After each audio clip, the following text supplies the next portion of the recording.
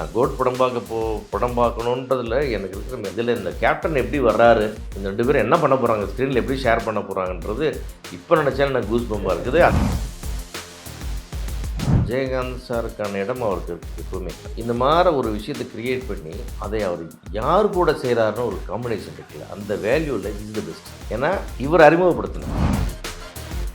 விஜய்ன்னு சொல்லும்போது அவங்களால மறுக்கவே அதில் முடியாது. அது அவங்க வீட்டு பிள்ளை மாதிரி தான். அதை வந்து விஜய் சார் பண்ணுறது வந்து இட்ஸ் ட்ரிபியூட் டு கேப்டன் அவர் பண்ணுறது. சார் இந்த டிஏஜிங்க்கு வந்து நிறைய நெகட்டிவ் கமெண்ட்ஸ் வந்துச்சு. ஒரு ஷாட் 2 ஷாட்டாக பார்க்குறக்கும் ஒரு கதையாக பார்க்குறக்கும் வித்தியாசம் இருக்குது. அருவி படம் பார்த்தீங்க, அந்த பொண்ணு உங்களுக்கு எடுத்து இதெல்லாம் ஹீரோயினா அப்படின்னு தோணும். படம் பிடிக்கும் போது நம்ம ரொம்ப நாள் நம்ம மனசை விட்டே அந்த உருவம் போகலை. கதாபாத்திரம் என்ன சொல்லுதுன்றதுக்கு நீங்கள் உள்ளே போனதுக்கப்புறம் உருவத்தை பற்றிய இஷ்யூ மறந்து போகும். வெங்கட் பிரபு எவ்வளோ தான் க்ளோஸாக இருந்தாலும் இந்த சில இன்னர் டீட்டெயில்ஸ்லாம் எனக்கு சொல்ல மாட்டேன். அந்த ரஷ்யாவில் வந்து அந்த ஃப்ரேம் பார்த்தீங்கன்னா அவ்வளோ பியூட்டிஃபுல்லாக இருக்கும். ஒரு சீக்வன்ஸில் நான் கூட இருக்கேன். அவர் சொல்லிட்டாருங்க, சார் நீங்கள் கேப்டனோட ஆள் நீங்கள் அதெல்லாம் சொன்னால் உங்களுக்கு எக்ஸைட்மெண்ட் போயிடும், சொல்ல மாட்டேன் அப்படின்னு. சரிப்பா சொல்லவே வேணாம், இதுக்குன்னா நீங்கள் தேவையில்லை இதெல்லாம் பண்ணுறீங்க. அந்த டைமில் நீங்கள் போட்டியை வளர்த்துடுறீங்க. என்னடா போட்டி, அவன் சின்ன பையன் வந்து காலேஜ் பையனாக நடிச்சு டூயட் பாடிட்டு இருப்பேன், நான் பாட முடியுமாடா, வரட்டும் அடுத்த பசங்க, அவனுக்கு பார்த்து பயந்தா நான் வளர்ந்துட்டுருக்கேன், நான் என்ன நம்பியில் இருக்கேன். ரெட் நியூஸ் வியூவர்ஸ் எல்லாருக்கும் வணக்கம், நான் கௌதம். இன்னைக்கு நம்மளோட conversations producer actor T Siva sir கூட இருக்க போகுது. சார் வணக்கம் சார். வணக்கம். விஜயகாந்த் சார், உங்களுக்கும் நெருங்கிய ஒரு பழக்கம், எஸ்ஏசி சாருக்கும் நெருங்கிய பழக்கம். விஜய் சார் அவரோட தொடக்கத்துலேயும் ஒரு பயங்கரமான ஒரு சப்போர்ட் இருந்தது. கோர்ட் வரைக்கும் தொடர்ந்து வந்துட்டு இருக்கு விஜயகாந்த் சார். இன்னைக்கு நம்ம கூட இல்லை அப்படின்னாலும் அவரோட மெமரிகள் ஏஐ மூலிமா புதுசாக ரீக்ரியேட் பண்ணி கோட் படத்தில் இருக்கிறாங்க அப்படிங்கிறது தெரிய வந்தது. எவ்வளோ சந்தோஷமாக இருந்தது ஃபஸ்ட்டு இந்த நியூஸை கேள்விப்பட்ட உடனே? இல்லை சார், எனக்கு ஸோ எக்ஸைட்டட் அது கேட்கும்போது. ஏன்னா வந்து விஜயகாந்த் சாருக்கான இடம் அவருக்கு இருக்குது எப்போவுமே. அது இட் இஸ் டிஃப்ரெண்ட். இந்த மாதிரி ஒரு விஷயத்தை க்ரியேட் பண்ணி அதை அவர் யார் கூட செய்கிறாருன்னு ஒரு காம்பினேஷன் இருக்குல்ல, அந்த வேல்யூவில் this is the best. Correct. ஏன்னா இவர் அறிமுகப்படுத்தினார். உண்மை.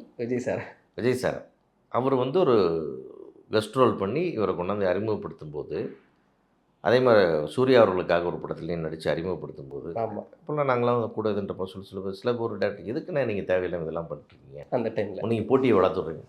என்னடா போட்டி, அவன் சின்ன பையன் வந்து காலேஜ் பையனாக நடிச்சு டூயட் பாடிட்டு இருப்பேன், நான் பாட முடியுமாடா, வரட்டும் அடுத்த பசங்க, அவனுக்கு பார்த்து பயந்தா நான் வளர்ந்துட்டுருக்கேன், நான் என்ன நம்பியில் இருக்கேன் அப்படி சொல்லுவார். அந்த மாதிரி வந்து அதை வந்து விஜய் சார் பண்ணுறது வந்து இட்ஸ் ட்ரிபியூட் டு கேப்டன் அவர் பண்ணுறது. மரியாதை தெரிவிக்கிற விதம், மரியாதை தெரிவிக்கிறார். அது மட்டும் இல்லை, அதான் சொன்னேன், அதுக்கு அந்த காம்பினேஷன் இதை விட ஒரு பெஸ்ட் காம்பினேஷன் இருக்க முடியாது. அந்த மாதிரி தான் இருக்க முடியாது. அது வந்து அவர் விஜய் சார் வாழ்க்கையிலே ஒரு மிகப்பெரிய, அவருக்கே ஒரு மிகப்பெரிய வாய்ப்புன்னு நான் சொல்லுவேன். அவர் இன்றைக்கி எவ்வளோ பெரிய இடத்துல இருந்தாலும் கேப்டன் இஸ் கேப்டன். இன்னொரு கேப்டன் உருவாகவே முடியாது. அந்த இடத்துக்கு வந்து இந்த இடத்துக்கு இவர் வர்றதுக்கு அவர் தான் வந்து அஸ்திவாரமாக இருந்திருக்கார். ஸோ அந்த அளவில் வந்து அவர் செலுத்தக்கூடிய ஒரு நன்றி கடனாக கூட இது இருக்கலாம். அது வந்து கான்செப்ட் வந்து வெங்கட் பிரபுது சொன்னோன்னே எல்லாருமே ரொம்ப எக்ஸைட் ஆகி தான் அந்த விஷயத்தை பண்ணணும்னு நினச்சாங்க. அது கேப்டனுடைய குடும்பத்தாருக்கும் அது நன்றி, ஏன்னா அதுக்கு பர்மிஷன் கொடுத்தாங்க. அந்த மாதிரி ஒரு அது விஜய்ன்னு சொல்லும்போது அவங்களால மறுக்கவே அதில் முடியாது. அவங்க தான் அவங்க வீட்டு பிள்ளை மாதிரி தான். உண்மை. அதனால் அதை கொடுத்தாங்க. ஸோ அந்த வகையில் ஒரு தேட்டரில் வந்து நான் கோட் படம் பார்க்கணுன்றதில் எனக்கு இருக்கிற நான் அதில் கொஞ்சம் நடிச்சேன்றதை பார்க்குறதுலாம் எனக்கு அதில் ஒரு விஷயமே கிடையாது. இதில் இந்த கேப்டன் எப்படி வர்றாரு, இந்த 2 பேரும் என்ன பண்ண போகிறாங்க, ஸ்க்ரீனில் எப்படி ஷேர் பண்ண போகிறாங்கன்றது இப்போ நினச்சாலும் எனக்கு கூஸ் பம்பாக இருக்குது. அந்த மாதிரி ஒரு எக்ஸைட்மெண்ட் விட்டுங்க. நான் ஃபஸ்ட்டு ஷோ பார்க்க போகிறதே வந்து நான் படத்தையெல்லாம் தாண்டி இது என்ன அப்படின்றது தான் எனக்கு காம்பினேஷன் என்ன அப்படிங்கிறத. ஏன்னா அது வெங்கட் பிரபு எவ்வளோ தான் க்ளோஸாக இருந்தாலும் இந்த சில இன்னர் டீட்டெயில்ஸ்லாம் எனக்கு சொல்ல மாட்டேன், இது பண்ண மாட்டாங்க. ஆமாம். ஓகே. அப்புறம் அவர் சொல்லிட்டாருங்க, சார் நீங்கள் கேப்டனோட ஆள் நீங்கள் அதெல்லாம் சொன்னால் உங்களுக்கு எக்ஸைட்மெண்ட் போயிடும், சொல்ல மாட்டேன் அப்படின்னு. சரிப்பா சொல்லவே வேணாம், எதுவும் சொல்லாதே, நான் டைரெக்டாக தியேட்டரில் பார்த்தேன். அடுத்ததாக விஜய் சாருக்கு வந்துடுவோம்.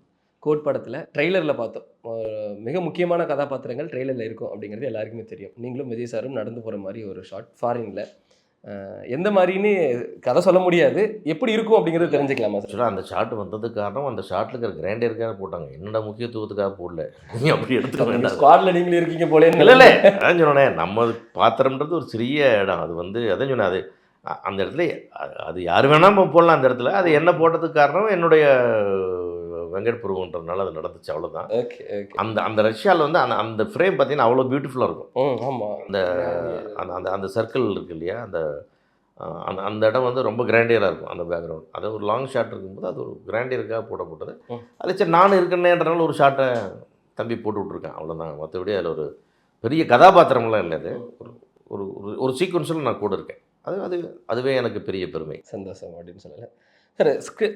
கோட் அப்படிங்கிற ஒரு ஸ்கிரிப்ட், ஒரு 2 விஜய் டிஏஜிங் பண்ணி நடிக்கணும், இவ்வளோ ஃபாரினில் போய் ஷூட் பண்ணணும், இவ்வளோ செலவாகும், இவ்வளோ டெக்னாலஜியை புதுசாக எடுத்துகிட்டு வரணும் அப்படிங்கிற மாதிரி ஒரு ஸ்கிரிப்டை அஸ் எ ப்ரொடியூசராக நீங்கள் எப்படி அணுகு? இல்லை அதான் I am very proud of AGS Kalpathi Aghoram sir. ஏன்னா அவங்களும் சரி, அவங்க அர்ச்சனா மேடமும் சிஸ்டர் ஐஸ்வர்யா எல்லாருமே ஒரு பெரிய ஸ்டேட்டஸில் இருந்துட்டு எங்கள் மாதிரி வந்து போராடுற ப்ரொடியூசரில் அவங்களாம் அவங்களுக்கு நிறையா இருக்குது. இந்த படம் எடுத்து தான் ஆகணும்னு இல்லை, எடுக்கிறதுலேயும் ஒன்றும் பிரச்சனை இல்லை. அவங்களுக்கு ஸ்பாட்லேயே வந்து எந்நேரம் கூடவே இருந்து எல்லா நேரம் கூடவே இருந்து கம்ப்ளீட்டாக பார்க்குறாங்க அவங்க. அது டேரக்டருக்கு என்ன வேணும், இது ஒன்று ரைட் சார் பண்ணிடலாம், ஏன் ஒன்று அது பண்ணி கொடுங்க, ஒரு விஷயம் ஹீரோட்ட பேசணும் எல்லாமே அவங்களே கூட இருக்காங்க. அதை வந்து அது அவசியமாக 2 மேனேஜர் சுட்டு பண்ணிட்டு போகிற வேலை தான் அது. ஆனால் கூட அந்த இம்பார்ட்டன்ஸையும் அந்த கேரையும் அவங்க கொடுக்குறாங்க. அதாவது அவங்களுடைய அந்த அந்த அந்த அவங்களுடைய 2 மகள்களை வந்து அப்படி வளர்த்துருக்காரு அவர். நீ போய் ஸ்பாட்டில் இல்லை, நீ வேலை பார், என்னென்னு தெரிஞ்சுக்குங்க. அது ஒரு நல்ல ஒரு தயாரிப்பாளர் மட்டும் ஒரு தந்தையாகவும் அந்த இடத்துல அவர் வேலை செய்கிறார். எனக்கு ரொம்ப பிடிச்சிருந்தது அவங்களுடைய இன்வால்மெண்ட்டு, ரொம்ப நல்ல விஷயம். அதே மாதிரி ப்ரொடக்ஷனாகவும் சரி, எல்லா விதத்துலேயும் வந்து ஒரு பர்ஃபெக்ட் ப்ரொடக்ஷன். அது எல்லாமே ஆன் டைம் ஆன் பிளேஸ் எல்லாமே நல்லாயிருக்கு. அந்த வகையில் ஒரு நல்ல தயாரிப்பு. இன்றைக்கி தமிழ் சினிமாவில் நீங்கள் நல்லா தயாரிப்பு பண்ணால் விரல் விட்டு என்ன கூட நிலைமைக்கு நம்ம வந்துட்டு அந்த விரல் ஒரு முக்கியமான விரலாக இன்றைக்கி ஏஜிஎஸ் இருக்குது. கண்டிப்பாக சார். இந்த டிஏஜிங்க்கு வந்து நிறைய நெகட்டிவ் கமெண்ட்ஸ் வந்துச்சு. திருப்திப்படுத்த முடியலையோ இன்னும் நிறைய பேரை நம்ம நம்ம நம்ம நம்ம ஊரில் அப்படிங்கிற மாதிரி தான் யோசிக்க தோணுச்சு. அந்த சின்ன வயசு விஜய் சாரோட அந்த கேரக்டருக்கு வந்து நிறைய விமர்சனங்கள் வந்துச்சு. அதுக்கு நீங்கள் அந்த டைமில் என்ன? இல்லை, நீங்கள் என்ன பார்த்தீங்கன்னா அதுதான் நானும் பார்த்துருக்கேன். அதுக்கு மேலே நானும் எதுவும் பார்க்கல அதில். பட் எப்பவுமே வந்து நீங்கள் இந்த ஒரு ஷாட் 2 ஷாட்டாக பார்க்குறக்கும் ஒரு கதையாக பார்க்குறக்கும் வித்தியாசம் இருக்குது. எப்பவுமே நீங்கள் வந்து நீங்கள் சில படங்களில் பார்த்தீங்கன்னா அந்த ஹீரோயின் ரொம்ப சுமாராக இருக்கும், படம் முடியும் போது அவரோட நம்ம அப்படியே ஐக்கியமாகிடுவோம், நம்மளோட அப்படி உள்ளே வந்துடுவாங்க. நீங்கள் சும்மா அருவி படம் பார்த்தீங்க, அந்த பொண்ணு உங்களுக்கு எடுத்து இதெல்லாம் ஹீரோயினா அப்படின்னு தோணும். படம் முடியும் போது நம்ம ரொம்ப நாள் நம்ம மனசை விட்டே அந்த உருவம் போகலை உண்மையிலே இப்போ வரைக்கும். அந்த மாதிரி நீங்கள் அந்த படம் பார்க்கும்போது தான் தெரியும். நீங்கள் காதல் படம் பார்க்கும்போது அந்த ஹீரோயின் என்னடா இது ஹீரோயினான்னு, படம் முடிஞ்சால் அது வேறு மாதிரி இருக்கும். கதாபாத்திரம் தான் அங்கே வந்து நிற்கும். அந்த மாதிரி அந்த கதாபாத்திரம் என்ன சொல்லுதுன்றதுக்கு நீங்கள் உள்ளே போனதுக்கப்புறம் அப்புறம் உருவத்தை பற்றிய இஷ்யூ மறந்து போயிடுங்க. அப்படி தான் இருக்கணும்னு நான் நினைக்கிறேன். ஏன்னா எனக்கு இவ்வளோ பெரிய டீமுக்கு வந்து ஒரு விஷயத்தை அவ்வளோ தவறாலாம் எதையும் ஜட்ஜ் பண்ணி அதை பண்ண மாட்டாங்க. அதில் ஒரு லாஜிக் இருக்கலாம். ஏன்னா இப்போ விஜய் சாரோட டிஏஜிங் பண்ண நிறுவனம் அந்த அந்த அந்த நிறுவனம் தான் அவதார் இல்லை, அந்த மார்வலுக்கு நம்ம ராபர்ட் டானி அவரோட சின்ன வயசு கேரக்டர் நிறையா வந்து கிரியேட் பண்ணியிருக்காங்க. ஸோ அந்த படங்களை நம்ம ஏற்றுக்கிட்டோம், ஏன் நம்ம இதை ஏற்றுக்கல அப்படிங்கிற ஒரு கேள்வி வந்து இங்கே நிறைய. அதான் சொல்கிறேன், அந்த படம் வந்து படம் பார்த்து தானே ஏற்றுக்கிட்டோம், இதுவும் படம் பார்த்தே ஏற்றுக்குவோம். உண்மை. Great sir. ஏன்னா நம்ம நிறைய இன்டர்வியூஸ்லையும் சரி சும்மா வலைதளங்களையும் சரி பார்க்கும்போது விஜய் சாருக்கும் இது கெரியர்லேயே ஒரு புது அனுபவம். ஏன்னா க்ளீன் ஷேவ் பண்ணிட்டு நடிக்கிற ஃபஸ்ட்டு படம் கெரியர்லேயே இது தான். வெங்கட் பிரபு அவர்களுக்குமே இது முழுக்க ஒரு மாறுபட்ட கதை, ஒரு புது அனுபவமாக இருக்கும்.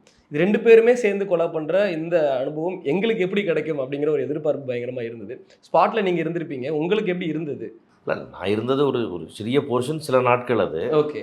அது நான் வந்து வெங்கட் பிரபு பற்றி எனக்கு தெரியும், அவர் எப்படி ஒர்க் பண்ணுவார் எல்லாமே தெரியும் எனக்கு. பட் விஜய் சாரை பார்க்குறது, அவரோட என்ன மாதிரி ஆட்டிடியூட், அவர் எப்படி பிஹேவ் பண்ணுறாரு, எப்படி ஈஸியாக இருக்கிறாரு, ஓகே இந்த அளவுக்கு வளர்ந்துட்டு கூட என்ன அந்த அந்த சிம்பிளிசிட்டி, ஒரு டைமிங், இதுலேயுமே அவர்னால ஒரு நாள் ஒரு இத்தினோண்டு ஸ்க்ராட்ச் கூட இருக்காது. அந்த மாதிரி எல்லாமே அவர் டைமுக்கு ரெடியாக இருப்பார். அதே மாதிரி வந்து எத்தனை மணி நேரம் அவருக்கு வேலை இல்லைனாலும் அமைதியாக இருக்கிறார். அதெல்லாம் வந்து ஏன் எனக்கு வரல ஷாட்டு, நான் லேட்டு, நான் கிளம்புறேன், இதெல்லாம் எதுவுமே இல்லை. அவர் பாட்டுக்கு அமைதியாக இருக்கிறார்.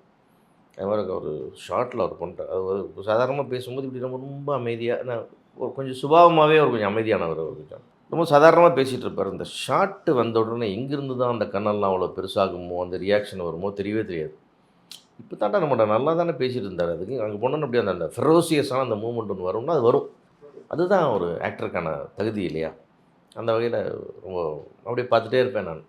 உங்களுக்கு என்னைக்காவது அதை கேட்கறதுக்கான வாய்ப்பு கிடச்சிருக்கு? ஏன்னா பல வருஷமாக நீங்கள் சினிமாவில் இருக்கிறீங்க. நீங்கள் வந்ததுக்கப்புறம் தான் விஜய் சார் அவர்களே சினிமா பயணத்தை வந்து தொடர்ந்தாங்க.